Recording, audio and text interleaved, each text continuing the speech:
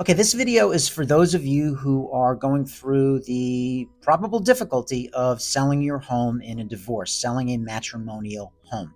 3 pitfalls to avoid in the home selling process of a matrimonial sale. Now, I know that we are in a seller's market, but that does not give you like a key to Candyland. Mistakes cost. And if the buyers know that this is a divorce sale, they now have bargaining leverage that they didn't have before. And even if contracts are signed, people can start looking for things to use as an excuse to ask for a concession, ask for an allowance, claim that something is different from when they first saw the house, that sort of thing. And you really always want to have your bargaining position as bulletproof as possible. It just makes sense. This is the largest transaction of your life, whether you're selling for a happy reason or a difficult reason like a divorce.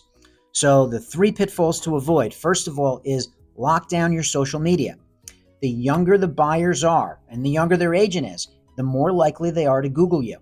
And if somebody stumbles across your social media and they find you changing your status, relationship status, or complaining about something, or talking about your divorce, that will give them bargaining leverage that they really shouldn't get.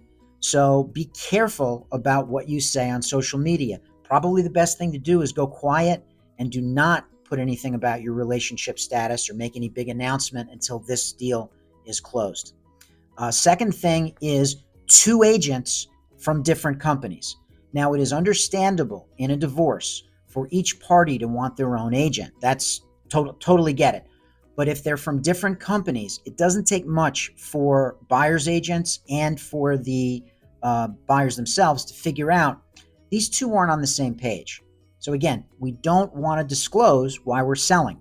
We don't want to say we're selling because we're divorcing. Why would you say that, right? So announcing it in a subtle way or an overt way, like having agents from different companies, it just doesn't make a lot of sense. If at all possible, and you have to have 2 agents, it's best to have 1, but if you have to have 2 agents, make sure they're from the same firm. And lastly, a big pitfall to avoid is slow responses. Now, it's understandable sometimes, they can't get a quick response during the showing confirmation process, or maybe it takes a while to respond to the offer. But if every single benchmark is met with a 2, 3, or a 4-day response time, that's going to broadcast out to the public, to the buyer agents, and to their clients that these guys aren't on the same page, something's amiss, and then they might dig a little deeper. And again, why, just for common sense sake, would you ever want to disclose something that's going to compromise your bargaining leverage? Okay? As always, if I can ever help with a confidential and no obligation consultation, log on to divorcinghomesellers.com or utilize my contact information, and I'll do whatever I can to help. Good luck.